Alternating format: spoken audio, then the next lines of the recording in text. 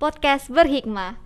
Jadi hari ini LHKP mengadakan program baru yaitu podcast, di mana nantinya kita akan mengundang berbagai narasumber untuk membahas sebuah isu.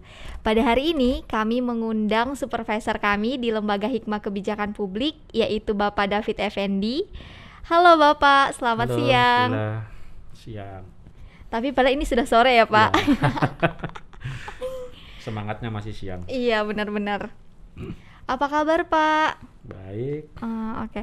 Mungkin Bapak bisa sapa dulu teman-teman LHKP di rumah. Ya, Assalamualaikum teman-teman LHKP dimanapun berada, dari Sabang sampai Merauke tentunya, dan juga para jamaah warga Muhammadiyah yang sedang menyaksikan podcast berhikmah. Oke. Jadi hari ini kita akan membahas mengenai refleksi 1 tahun Omnibus Law. Nah, jadi pertanyaan saya pertama nih Pak. Ini kan ketika Omnibus Law ini dirancang, otomatis banyak pro kontra. Kontranya ini lebih besar untuk mendukung masyarakat, khususnya masyarakat akar rumput, di mana di situ mahasiswa terjun langsung untuk menyuarakan pendapat. Nah, yang saya tahu kan Bapak ini juga sebagai dosen. Apa respon pertama Bapak ketika mendengar rancangan Omnibus Law ini?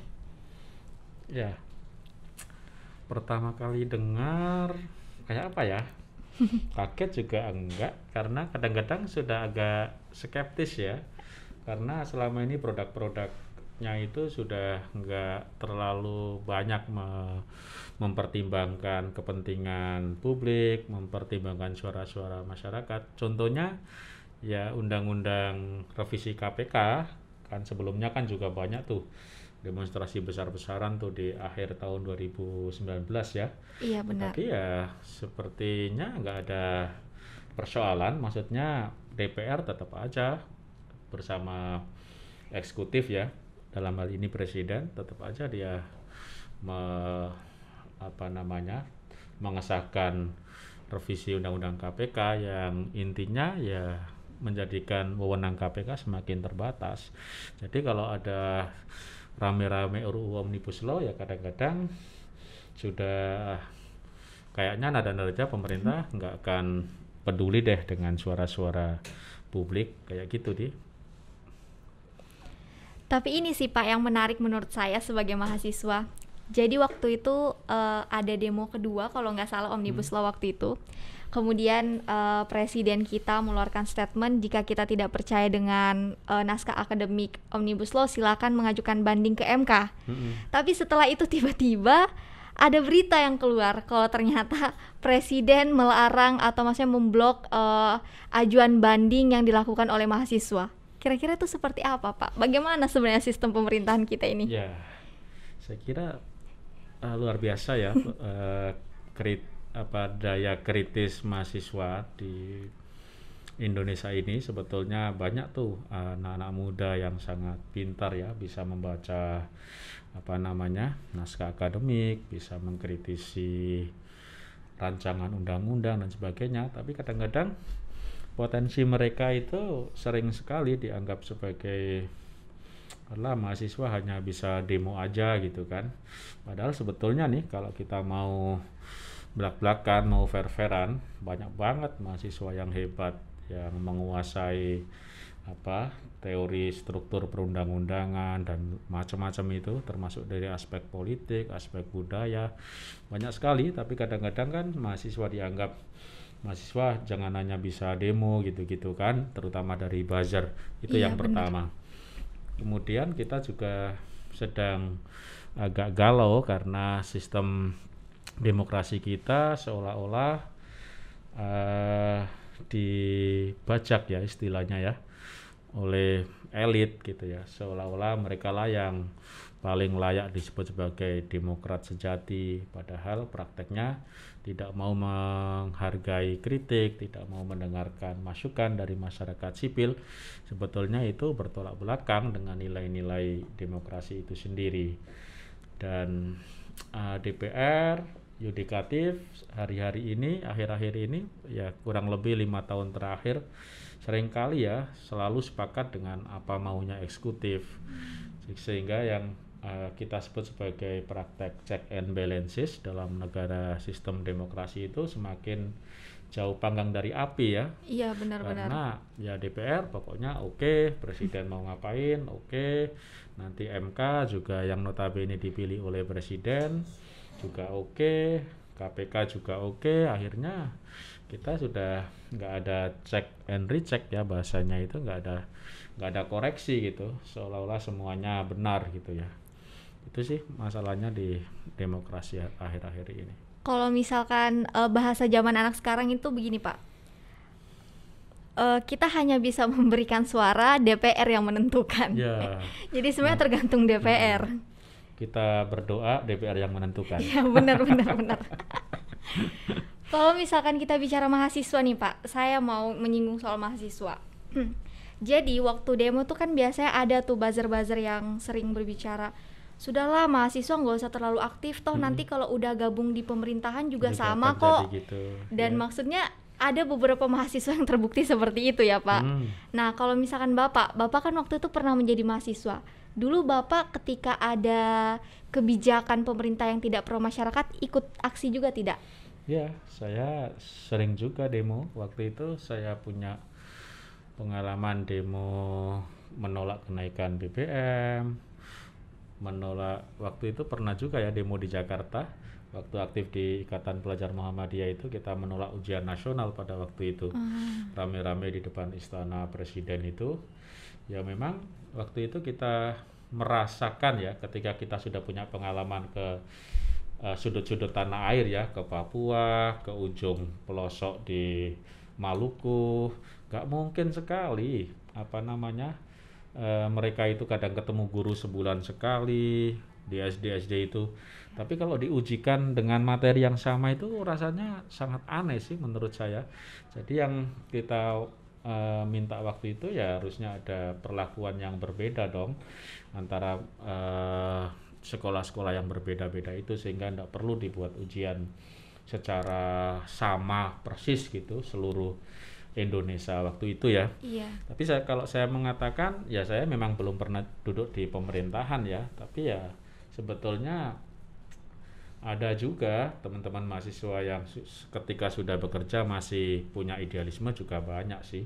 Jadi itu nggak benar juga bahwa pada akhirnya semua akan, istilahnya itu akan gimana ya bahasanya, itu akan rusak pada waktunya atau gimana sih, atau akan pragmatis pada waktunya gitu ya. Enggak juga gitu ya, ada juga yang bertahan, jangan dibilang. Tapi memang aktivis-aktivis masa lalu itu seringkali mengukur di orang lain dengan dirinya gitu kan. Yang teman-teman mahasiswa, mantan mahasiswa yang sekarang duduk di pemerintahan atau jadi staf atau apapun lah, staf ahli, seringkali berkaca pada dirinya, melihat mahasiswa sekarang itu, nanti kamu tahu sendiri kan, kalau sudah masuk di dalam sistem itu ya nggak bisa ngapa-ngapain gitu. Sekarang aja idealisme tinggi gitu. Itu kan mengukur dengan dirinya ya, merasa semua orang itu akan berakhir dengan persis seperti apa yang terjadi pada dirinya, padahal kan nggak selalu. Itu mungkin ya. Benar-benar. Ini juga kalau misalkan kita bahas Omnibus Law nih Pak, ini kan dampaknya itu sangat besar, baik kepada buruh dan juga kepada lingkungan. Nah kita mengarah dulu mungkin kepada lingkungan ya Pak.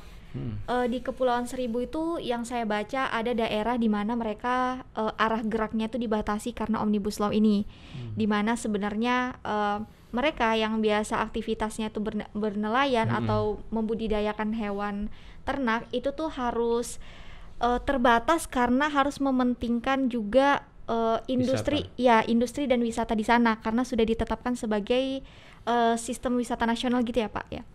Nah berarti kan kalau misalkan kita lihat ini tuh sebenarnya banyak ini ya Pak, mudaratnya kalau bisa dibilang, dimana sebenarnya warga kita itu tidak bisa bersuara atas apa yang sebenarnya mereka inginkan. Nah kalau misalkan saya bertanya Pak, misalkan saya nih menjadi masyarakat di sana, apa sebenarnya yang bisa saya lakukan? Ya, sebetulnya kalau masyarakat itu memiliki keberanian dan memiliki pengetahuan, misalnya berdasarkan konstitusi, misalnya kan semua orang itu berhak tuh mendapatkan kehidupan yang layak, mendapat jaminan hukum, eh, pekerjaannya katakanlah diproteksi dengan regulasi yang jelas, tidak gampang diperlakukan oleh broker-broker yang jahat, oleh oknum-oknum yang tidak bertanggung jawab. Sebetulnya sih semua orang akan bisa bertahan dengan posisinya ya menurut saya. Iya. Karena misalnya sudah ratusan tahun nih nenek moyangnya sudah menjadi nelayan di situ, hidup di situ, tumbuh, punya anak, punya keluarga di situ, tiba-tiba kemudian ada aturan yang membatasi, sebetulnya itu tidak bisa. Kan sudah ada yang namanya itu ada status kewarganegaraan yang jelas, sudah terbukti menghidupi daerah itu kan juga sebetulnya nggak bisa digusur-gusur. Iya, Karena benar-benar. itu punya hak ya, bahkan itu disebut hak asasi ya. Semua orang punya tempat tinggal, punya kehidupan yang layak, itu kan sebetulnya kewajiban negara. Tapi Iya. yang terjadi kan kadang-kadang, loh, wong yang susah aja masih banyak, kok ini orang yang sudah agak mendingan aja dipersulit hidupnya gitu kan. Iya. Jadi itu tentu saja basis konstitusi sebagai warga negara itu penting sih. Tapi problemnya saya kadang-kadang lihat itu keberanian itu yang semakin menipis. Iya, Dan benar. keberanian itu juga dipengaruhi oleh aktor-aktor tertentu ya. Ada yang suka meneror, ada yang suka memain kekerasan. Lah ini yang kadang-kadang warga kemudian nyalinya itu ciut gitu ya, gimana Iya. mau melawan ya, kita ini orang biasa, orang lemah, padahal sebetulnya ada senjata yang luar biasa, yaitu konstitusi itu Iya. yang mengatur hak asasi, mengatur kewajiban negara untuk melindungi segenap tumpah darah dan sebagainya. Itu kan luar biasa itu konstitusi itu. Iya, benar.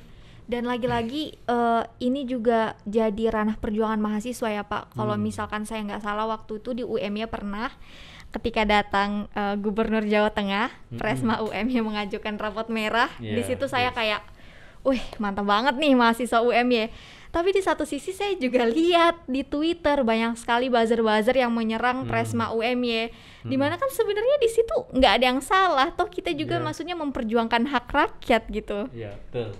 Saya setuju itu, memberi rapot merah itu ya betul-betul hak warga negara ya, karena kan sistem demokrasi memang memberikan peluang bahwa setiap orang mempunyai hak berbicara, berpendapat, berorganisasi, menyampaikan keberatan, menyampaikan apapun, asalkan itu tidak bertentangan dengan hukum kan. Nggak ada yang hukum yang diabaikan oleh upaya memberikan nilai kepada negara. Dunia akademik harusnya sangat biasa dong memberikan evaluasi, memberikan pemahaman, memberikan posisi.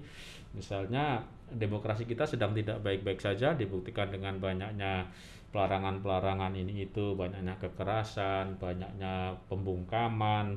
Nah itu kan banyak banget data-data di lapangan. Tetapi kan kadang-kadang mereka itu nggak menerima gitu kan. Ini kan problemnya di situ. Dan sebenarnya saya rasa yang sering melanggar itu sebenarnya bukan masyarakat, tapi terkadang orang-orang yang ada di sistem pemerintahan itu sendiri. Misalkan seperti demo saja demo. Jadi kan biasanya demo mahasiswa itu kan pasti sudah ada surat pemberitahuan.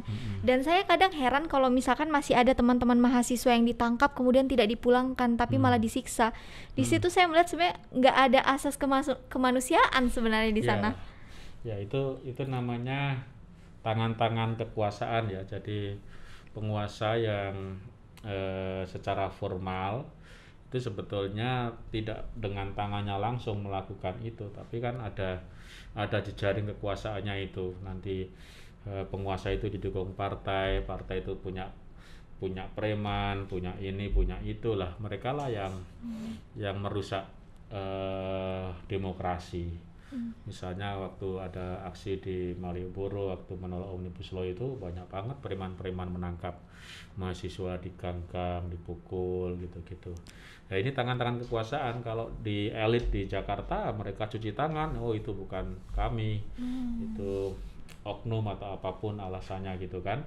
Tapi sebetulnya itu jejaring dari kekuasaan. Disitulah sebetulnya konsep kekuasaan itu menjadi sangat berbahaya ketika jaring-jaring kekuasaannya itu bisa berbuat suka-suka gitu ya, yang kadang-kadang juga menabrak hukum, main hakim sendiri dan sebagainya. Ini yang menurut saya kerusakan demokrasi itu salah satu yang disebabkan ya jaring-jaring kekuasaan itu yang tidak terkendali, atau sebetulnya mereka sedang mengatakan saya ingin mengamankan penguasa dengan cara yang tidak demokratis, dengan cara anarkis ya, tapi menuduh mahasiswa yang anarkis, tapi sebetulnya mereka sendiri yang melakukan kekerasan itu, yang memicu kekerasan dan seterusnya.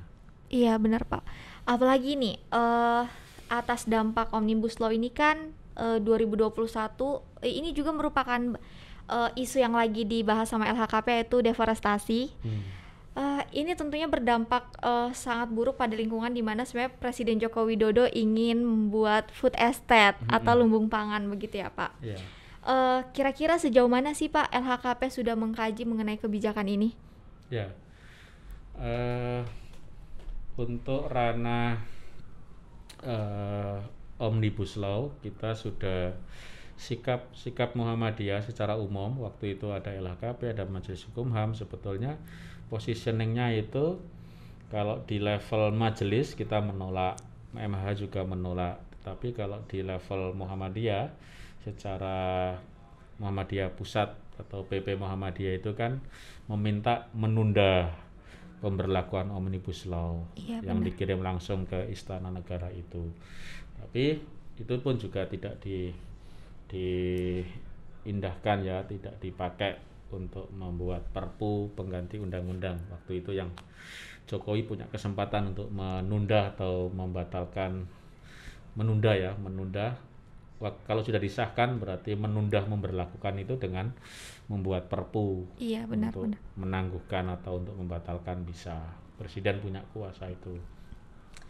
Kemudian karena ini pelaksanaan Omnibus Law mungkin tahun depan akan sangat keras terasa di berbagai tempat.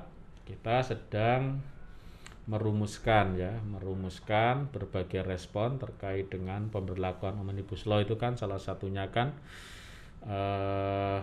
izin operasional atau perpanjangan operasional perusahaan-perusahaan yang ada di berbagai tempat, termasuk model-model perusahaan yang mengelola proyek negara ya, food estate itu kan proyek negara, tetapi pelaksanaannya kan nanti akan dilakukan oleh perusahaan-perusahaan.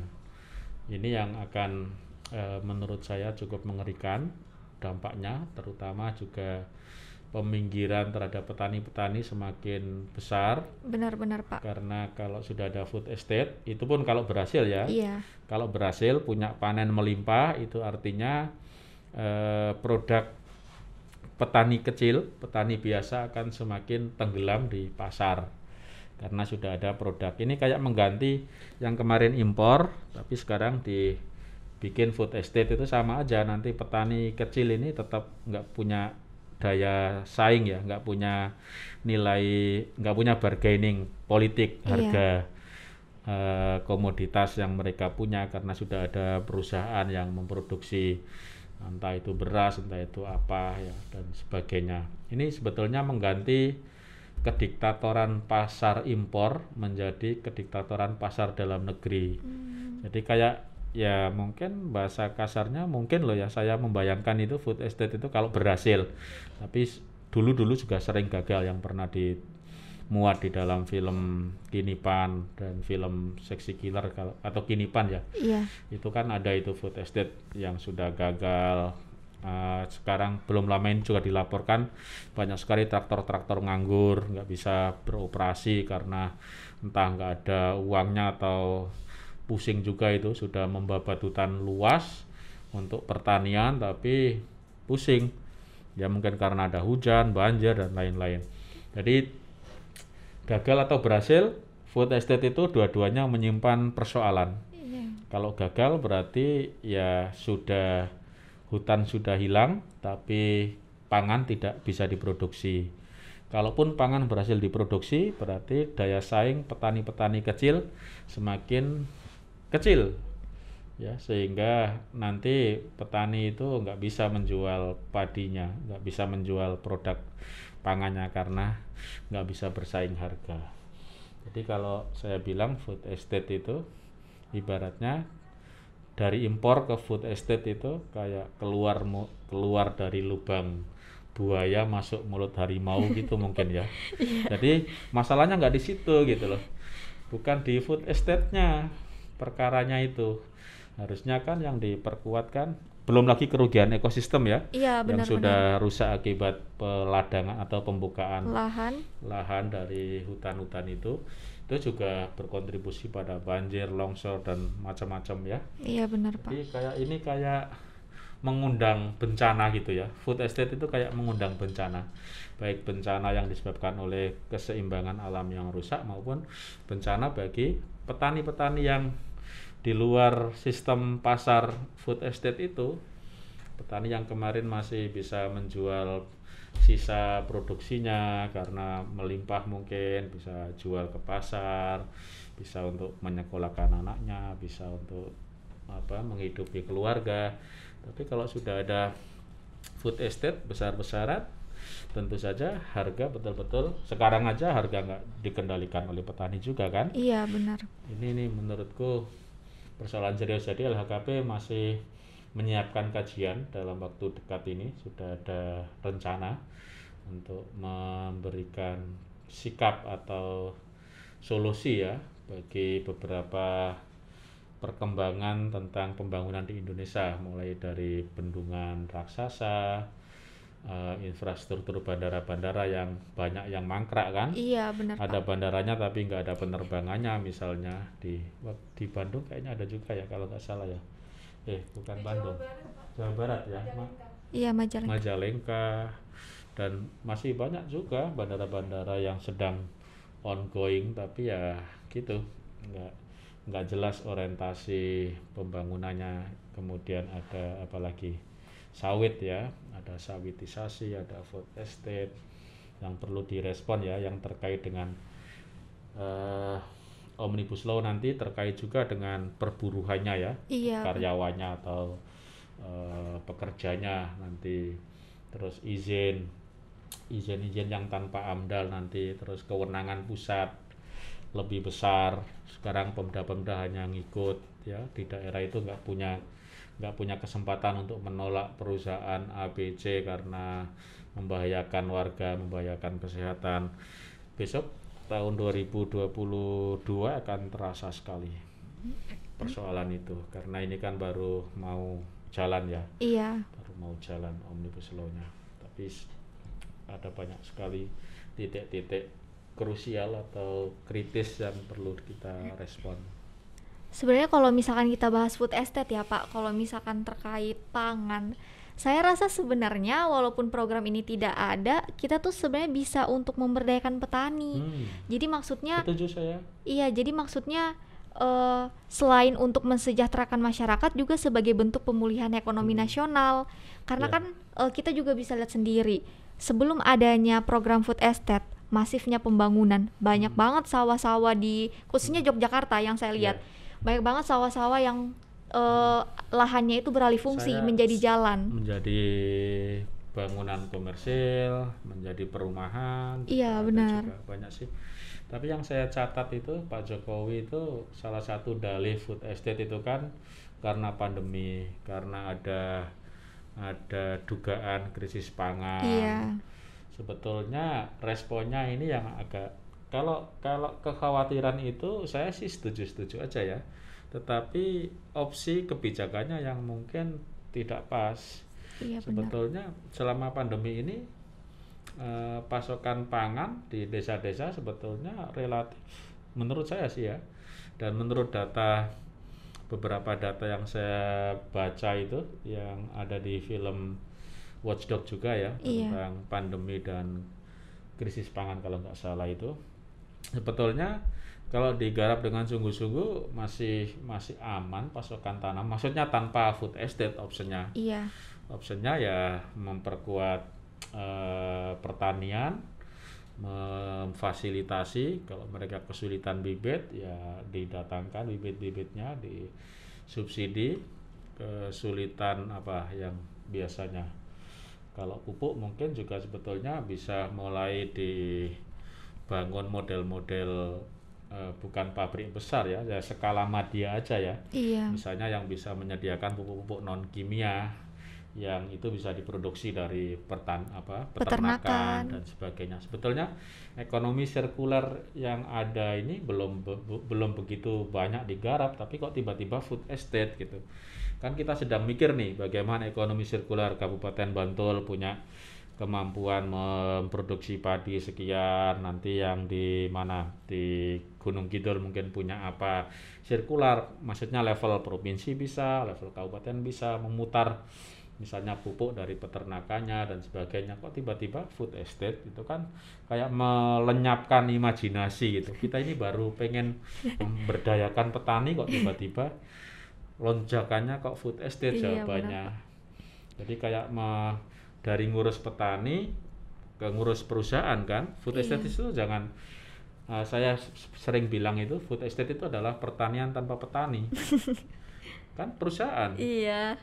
Ya yang disebut di situ ya karyawan mungkin. Orang yang nancepin padi itu karyawan atau bahkan mesin. Jadi paradigmanya betul-betul bukan pembangun pertanian sih.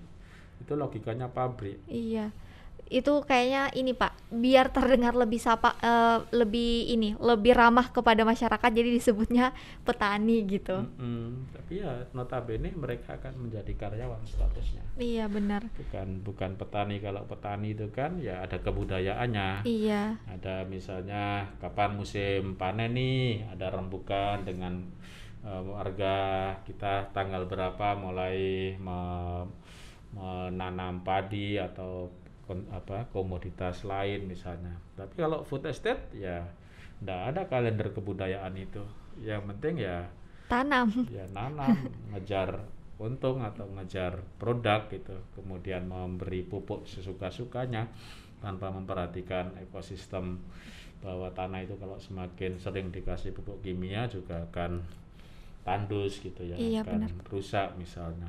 Ilmu-ilmu pengetahuan seperti itu sebetulnya sudah banyak tersedia sih, tapi ya nggak tahu, mungkin dalam beberapa hal kadang-kadang konsep pembangunan kita itu nggak terlalu peduli dengan ilmu pengetahuan kayak begitu. Iya. Tapi kalau ilmu pengetahuan itu menghasilkan uang mungkin, tapi kalau ilmu pengetahuan itu memberi alarm itu berbahaya bagi lingkungan, ya pura-pura nggak dengar gitu kan. Langsung gas pokoknya yang penting untung. Kira-kira begitu deh. Tabiatnya ya. Iya, kalau misalkan menyinggung soal kebijakan, saya rasa juga sistem kebijakan kita tuh kurang untuk mempertimbangkan hasil penelitian. Karena kalau yang saya baca Pak, di negara-negara maju, contoh misalkan cara menekan angka penyebaran COVID di Amerika Serikat, di Jerman, itu mereka lebih mengutamakan penelitian dari beberapa profesor yang kemudian dijadikan sebagai bahan acuan untuk kebijakan. Tapi kalau misalkan yang saya lihat di Indonesia itu hal itu masih kurang. Dan waktu itu saya ingat sekali saya pernah ikut webinar dan dosen yang mengatakan mengenai soal kebijakan juga mengiyakan bahwa sebenarnya pemerintah kita itu jarang melihat hasil penelitian yang sebenarnya itu lebih efektif dibandingkan hanya sebatas asumsi untuk menguntungkan beberapa pihak. Saya setuju. Dalam penanggulangan atau penanganan wabah 1,5 tahun lebih yang lalu ya, Iya. sempat terdengar kuat sekali memang. Banyak hasil-hasil riset, rekomendasi dari kampus, dari ahli epidemiologi memang nggak dipakai ya oleh pemerintah. Pemerintah masih mendua. Mendua itu maksudnya ekonomi nggak boleh Jatuh. ekonomi nggak boleh jatuh. korban juga tidak apa-apa sedikit berguguran, mungkin begitu aslinya ya. Tapi kan kalau bahasa retorika pemerintah ya penanganan wabah harus sejalan dengan pertahanan ekonomi gitu kan. Tapi kan nggak bisa dong dua-duanya itu. Intinya itu pengen hebat gitu kan. Iya. Tapi kan harusnya keselamatan warga yang diutamakan. Dengan cara apa? Ya mungkin ada skema-skema dana yang dari awal harus sudah disiapkan. Misalnya kan menyuruh lockdown tapi makan harus nyari sendiri. Iya. Padahal kan nggak semua kan bisa makan sendiri, nggak semua orang punya tabungan. Ada banyak keluarga yang harus keluar rumah untuk bisa survive. Nah ini yang kadang-kadang pemerintah tidak melihat itu sebagai keberagaman kondisi ekonomi warga ya, melihat semua orang itu punya tabungan, seolah-olah ketika di lockdown itu semua orang bisa makan dari dalam rumah dan seterusnya. Iya, Jadi julukan anti ilmu pengetahuan atau anti sains itu ya ada benarnya sih menurut saya dalam konteks penanganan wabah tahun kemarin itu. Iya. Kalau misalkan kita menyinggung mengenai kebijakan pemerintah pusat yang kemudian membuat pemerintah daerah itu sulit bergerak, ini saya tertarik Pak. Saya kan dari Kalimantan Timur, di mana Kalimantan Timur itu deforestasinya itu sudah sangat parah sekali. Dan saya ingat sekali waktu itu wakil bupati saya memberikan statement seperti ini. Kami tidak bisa apa-apa karena ini juga merupakan dampak dari kebijakan pemerintah pusat.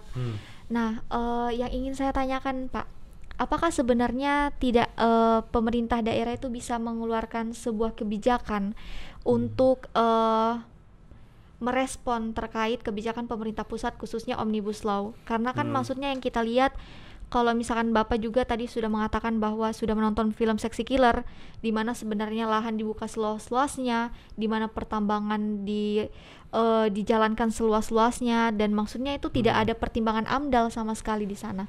Ya.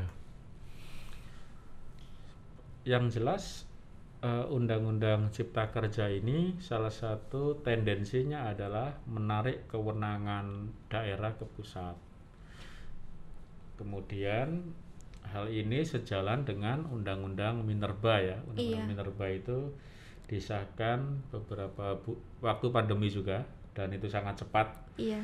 Tanpa babi bu ya istilahnya, itu langsung disahkan aja gitu, kejar tayang gitu. Sebetulnya Undang-Undang Minerba dilahirkan lebih dulu, kemudian baru Omnibus Law. Keduanya semangatnya sama, menarik kewenangan daerah untuk menentukan misalnya izin penambangan itu sekarang sudah di pusat, walaupun ada yang masih dititipkan di provinsi ya. Dulu kan di kabupaten kota. Kemudian dengan Undang-Undang 24 Undang-Undang Pemda ya, itu udah ketarik ke provinsi.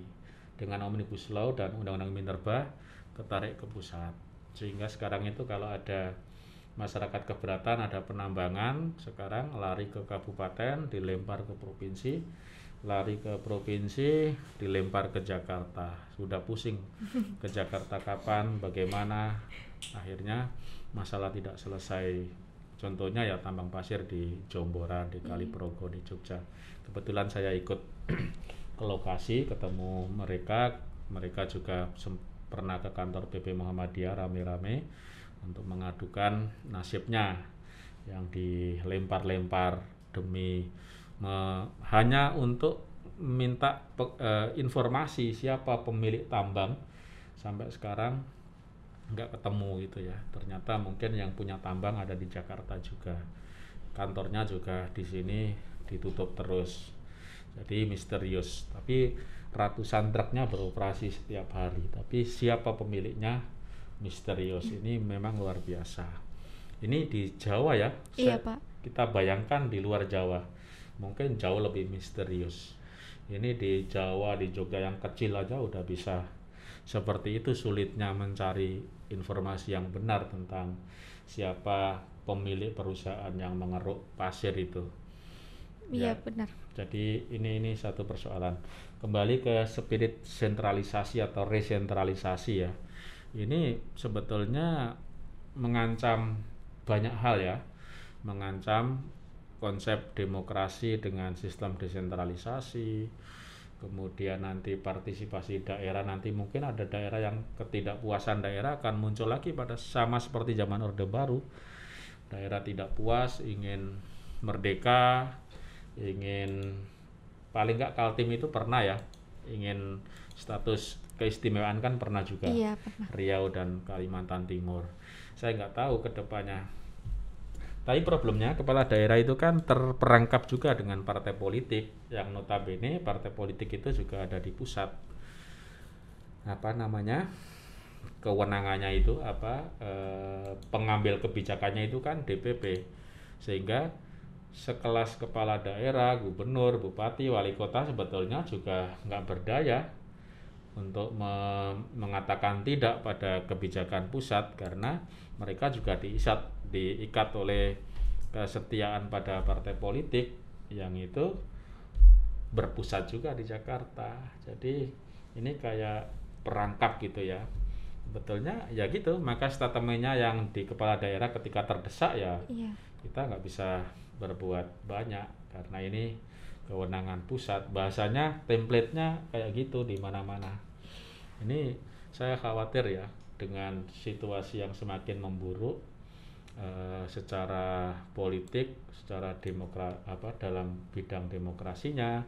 Kemudian nanti sering terjadi banjir, kemudian ancaman terhadap pangan. Ini nanti efeknya ketidakpuasan daerah sangat mungkin akan kembali terjadi sebagaimana zaman Soeharto dulu di akhir periodenya dulu yang banyak ingin merdeka, kemudian timur lepas ya. Kemudian beberapa daerah bergejolak ya, perang sipil lah, perang agama dan sebagainya, macam-macam. Ini ekspresi ketidakpuasan dengan pemerintah pusat sih. Iya Pak, saya juga menyinggung, jadi kalau misalkan kami di Kalimantan Timur itu biasanya begini, kalau misalkan ada perusahaan tambang yang kemudian menyebabkan deforestasi, biasanya kami berpikir jinglenya nih Pak begini, cuan ini bos, berau ini bos, cuan nomor 1 gitu. Berau ini bos, cuan nomor 1. Wow. Karena kan maksudnya kalau misalkan ada uang, semua itu bisa terjadi. Oke, kalau misalkan kita menilik Pak, tadi kan kita sudah membahas mengenai kerugian-kerugian apa saja yang sudah ditimbulkan oleh Omnibus Law. Kita mungkin dan kerugian itu akan terasa banget di tahun depan. Kalau tahun ini masih baru nyiapin regulasi-regulasi turunannya, besok 2022 bakalan, saya nggak tahu ya, mungkin gelombang demonstrasi besar mungkin akan muncul lagi. Prediksi saya sih. Tahun sekarang aja ini itu tuh udah parah banget ya Pak, gimana nanti 2022 kayak ini juga merupakan tantangan untuk kami mahasiswa. Jadi kalau misalkan kerja nanti harus bener-bener harus cari mungkin pekerjaan yang memang. Tapi kalau berasal dari Kalimantan nanti bisa dong masuk ke perusahaan besar dengan gaji tinggi. Tapi yang di hadiahnya ya kerusakan lingkungan sih. Tapi bener. Mungkin ya bisa hidup mewah dalam jangka waktu tertentu.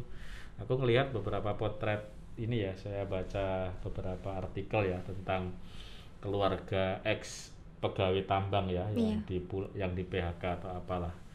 Itu ya sepertinya tidak sepadan gitu ya. Tidak sepadan, dulu pernah serba cukup lah. Tapi sekarang kelihatannya banyak yang gimana ya potret keluarganya ya. Ya sedikit buram sih dalam ini, karena pernah enak gitu mungkin ya, pernah dapat gaji tinggi terus tiba-tiba nggak punya pekerjaan, tentu saja itu kayak apa ya cukup menyedihkan lah. Iya benar Pak, apalagi maksudnya kan yang saya lihat kenapa banyak anak muda atau bahkan para pencari kerja yang maksudnya menjadikan pertambangan itu sebagai mata pencahariannya, karena memang yang saya udah nggak ada pilihan lain, dua yang lebih utama, ASN atau pertambangan. Dan maksudnya rata-rata maksudnya mereka tuh berpikir kadang kayak ya sudahlah, masuk aja lah sudah, Iya. maksudnya yang penting Karena dapat mereka harus gaji. bertahan hidup kan, Iya, mereka benar. punya keluarga. Saya bisa memahami itu bukan sebuah dosa yang betul-betul tak termaafkan ya, Iya. karena setiap orang tentu saja punya Pertimbangan. punya rasionalitas. Iya. Gimana punya anak ini ada tawaran kerja atau ada peluang kerja kok nggak ngambil, itu kan kayak bunuh diri juga. Iya. Jadi ada ekosistem yang kalau saya sih melihat disitulah bekerjanya kapitalisme itu selalu memberikan pilihan yang terbatas bagi masyarakat. Iya, benar, Pak. Jadi kayak ya kamu pilih mana, mau kerja dengan dampak lingkungan di masa depan atau nggak gabung dengan perusahaan kami, kamu nggak bisa makan. Itu adalah cara kerja mekanisme kapitalistik dimanapun begitu, selalu memberikan pilihan terbatas. Dengan pilihan terbatas itu masyarakat akan bergabung dimanapun begitu.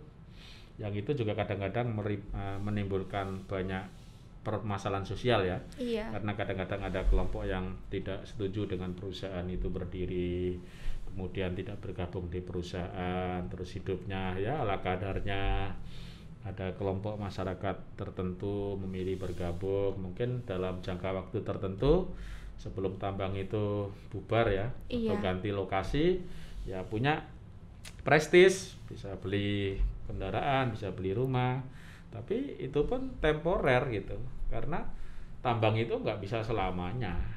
Iya, benar, Pak. Tambang itu punya limit, dan dalam konteks pemikiran ekologi ya sebetulnya pertumbuhan ekonomi kan ada batasnya, nggak bisa tak berhingga.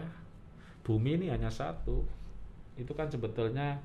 Makanya di dalam banyak ajaran Al-Quran misalnya kan juga ada kewajiban memakmurkan bumi, menjaga keseimbangan, karena ya terbatas. Iya. Sumber daya yang kita pakai itu bukan nggak ada habisnya, ada habisnya gitu loh.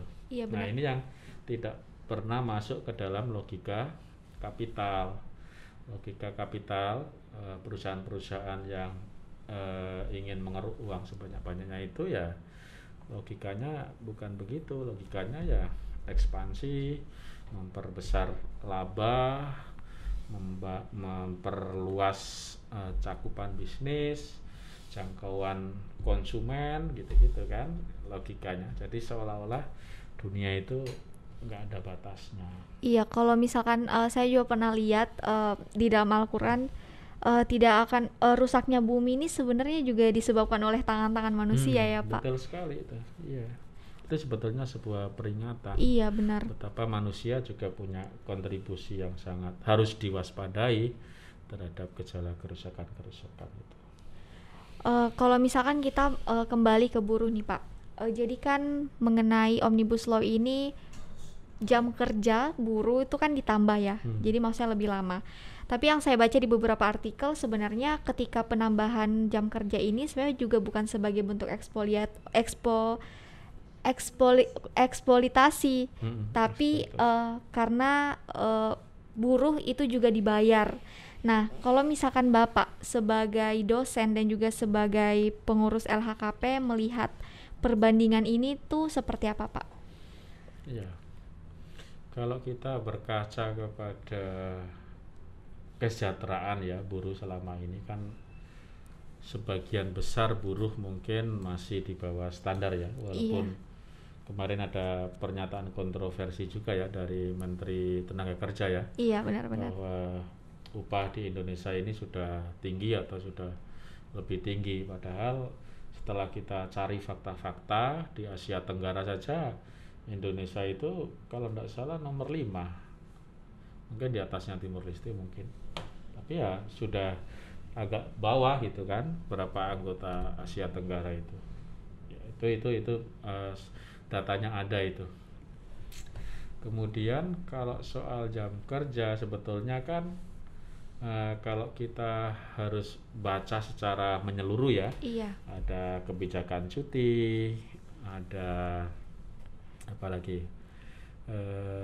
mungkin ada tunjangan, ada apa namanya tuh jaminan kesehatan, jaminan ketenaga kerjaan. Sebetulnya kan harus dilihat secara menyeluruh nih. Iya. kalau mereka ada penambahan jam kerja tapi skemanya itu asuransi kesehatan ada, cuti hamil ada, mungkin menjadi masuk akal tambahan kerja itu. Tetapi kalau hanya ditambah kerja, mereka outsourcing, mereka nggak punya kartu jaminan kesehatan, itu kan mengerikan sekali. Itu eksploitasi. Jadi harus dibaca lebih luas ya, apa saja hak-hak buruh itu terpenuhi apa tidak. Kalau hanya kita bicara parsial, tambahan jam kerja ya nggak bisa, harus dilihat mereka dapat apa aja nih. Kan tiap perusahaan punya kebijakan yang tidak selalu sama. Iya, Tiap benar. daerah juga UMR-nya beda-beda. Kita harus baca itu secara menyeluruh dulu. Jangan-jangan penambahan jam kerja ini hanya untuk karyawan tidak tetap. Penambahan jam kerja ini untuk outsourcing. Nah, ini kan kita akan melihat penderitaan buruh itu karena di situ. Jadi kalau sudah nggak ada cuti hamil, kan dulu juga pernah diajukan ya, Iya. kalau istrinya melahirkan juga ada Cuti. untuk suaminya mendampingi itu. Tapi kan kadang-kadang prakteknya juga, kalaupun itu di ACC, kadang-kadang prakteknya kan juga tidak seindah yang dibayangkan. Iya. Kadang malah berbanding terbalik Pak antara Ya, apa yang kita tahu lah apa namanya ya, istilahnya itu paradok aturan di Indonesia itu. Artinya membuat aturan itu sebetulnya ya ingin menegaskan tidak beraturnya kondisi. Iya. Jadi buat aturan itu ya di kertas aja gitu. Nanti ada aturan lagi di luar itu. Nah, jadi kadang-kadang kita pesimis gitu ya. Karena praktek-praktek eksploitasi buruh kan banyak banget. Misalnya yang mempekerjakan anak di luar mempekerjakan anak di bawah Umur. juga banyak perusahaan-perusahaan, karena mereka mengeluarkan gaji murah. Di perusahaan sawit itu banyak kerja di sawit itu anak-anak itu. Nah, itu demi mendapatkan tenaga kerja murah seperti itu, mempekerjakan anak, mempekerjakan Ibu hamil. ibu-ibu, yang penting mereka mau dikasih berapapun gitu kan, tanpa jaminan apapun.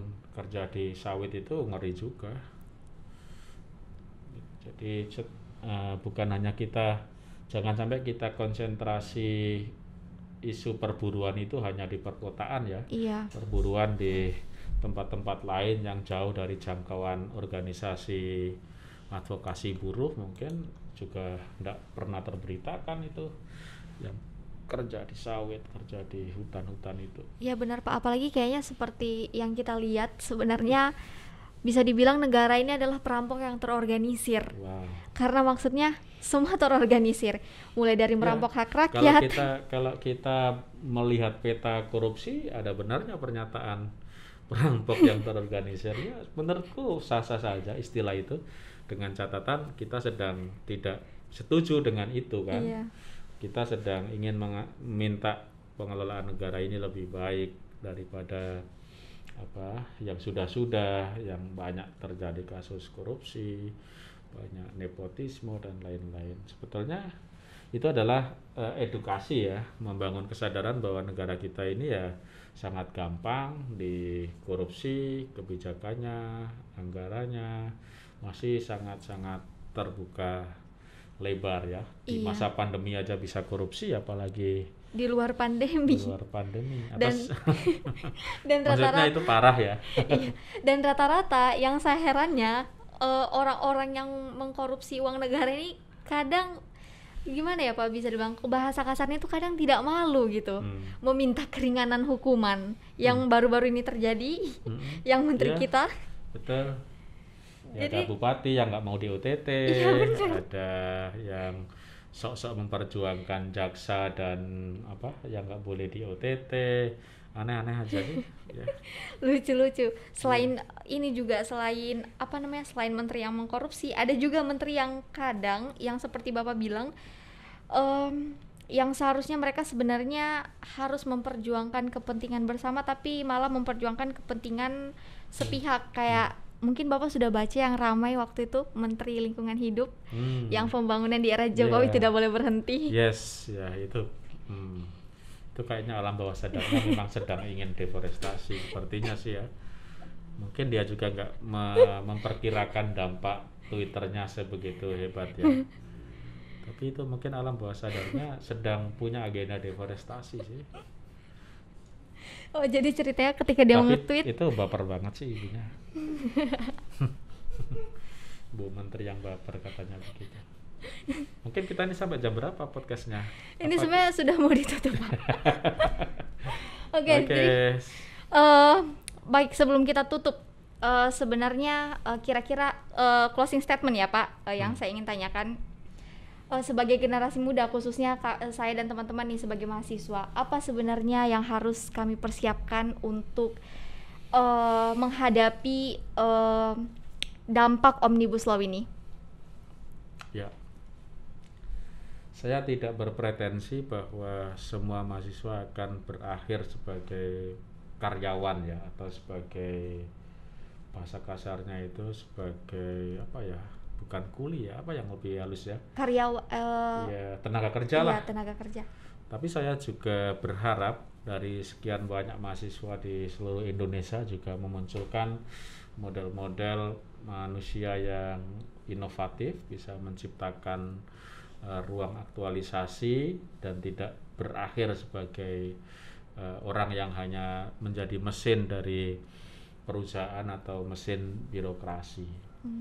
Tapi kalaupun pilihan itu hanya terbatas di situ, mudah-mudahan mahasiswa bisa menjadi tenaga-tenaga yang profesional, tenaga-tenaga yang bersih dari hasrat untuk cepat kaya yang menimbulkan bermain dalam sistem-sistem yang korup dan sebagainya. Itu ya yang pertama. Jadi yang berikutnya saya kira kesempatan hari ini kita sedang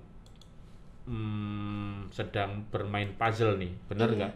Bonus demografi ini akan menjadi maslahat bagi bangsa ini, atau malah bonus demografi ini sudah menjadi skema dari kelompok-kelompok pasar, korporasi besar, perusahaan-perusahaan untuk hanya menjadi tenaga mereka. Nah, ini mungkin dua kegalauan saya ya tentang besarnya postur populasi warga Indonesia yang didominasi oleh kaum muda di tahun 2000, sebetulnya mulai 2020 mungkin 5 sampai 30 ya. Iya. Posturnya akan berubah ya.